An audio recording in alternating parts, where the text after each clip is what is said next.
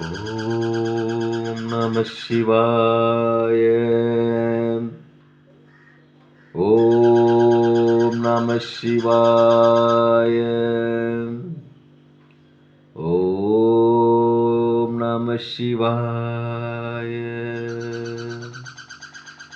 அன்பான சிவ அன்பர்களே, கடந்த நாட்களை நம்ம சிவபெருமானுடைய தேவார பாடல் பெற்ற ஆலயங்கள், அதாவது தமிழ்நாட்டில் மாவட்டதோறும் உள்ள தேவார பாடல் பெற்ற ஆலயத்துடைய வரலாற்று சிறப்பு ஒவ்வொன்றாக நான் உங்களுக்கு வழங்கிட்டு வரேன்.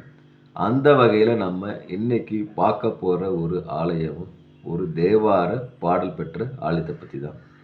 இந்த ஆலயம் எங்கே இருக்கும் பார்த்தீங்கன்னா, தமிழ்நாட்டில் திருவாரூர் மாவட்டத்தில் அவளி வடநல்லூரில் இந்த ஆலயம் அமைப்பட்டிருக்கிறது.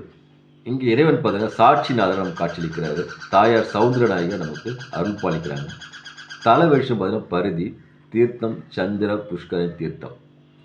தேவார பாடல் பெற்ற 274 தலத்தில் இந்த தலம் 163 தலம் பார்க்கப்படுது. தேவார பாடல் பெற்ற காவிரி தலங்கள் இது 100வது தலமும் சொல்லப்படுது.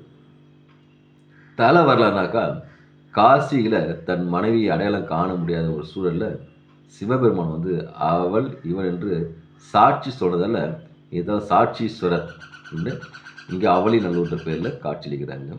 இங்கே சாட்சிநாதன் பார்த்தீங்கன்னாக்கா பஞ்சாரணை காட்டுத்தால் இது மிக சிறப்பு பெற்றது. இதனால் அதிகாலை இங்கேருந்து இறைவன் வணங்க மிக மிக சிறப்பு. இங்கே இறைவன் பார்த்தீங்கன்னாக்கா சுயம்பு லிங்கமாக அருள் பாலிப்பது மிக சிறப்பு. இப்போது இந்த ஆலயத்துடைய தல வரலாறு என்ன சொல்றதுனாக்கா, இந்த ஆலயத்தை பூஜிச்சு வந்து சிவாச்சாரியாருக்கு 2 மகள். அதில் வந்து பெரிய மகள் பார்த்தீங்கன்னா சுசீலையை வந்து அந்த பகுதி ஆண்ட அரசர் புலவருடைய மகனுக்கு திருமணம் செய்து முடிக்கிறாங்க. அவர் என்ன பண்ணுறாரு பார்த்தீங்கன்னாக்கா, தல யாத்திரைக்காக சென்றார்.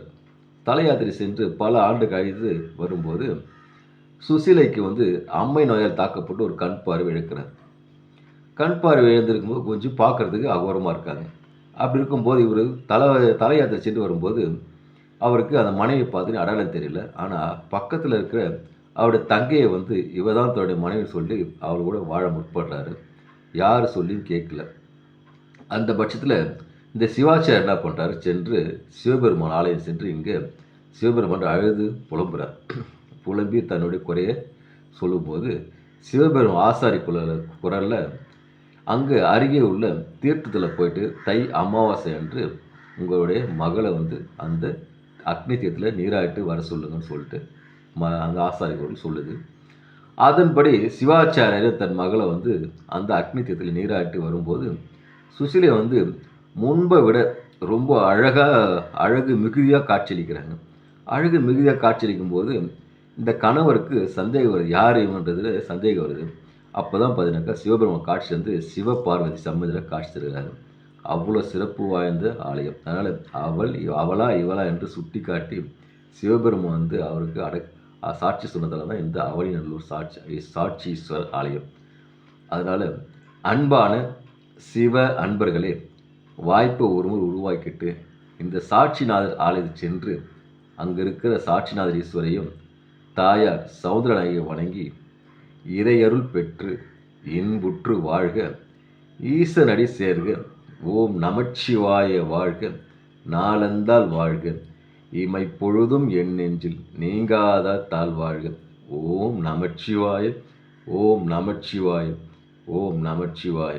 அன்பையை விதைப்போம், அன்பையை அறுவடை செய்வோம். ஓம் நமச்சிவாய.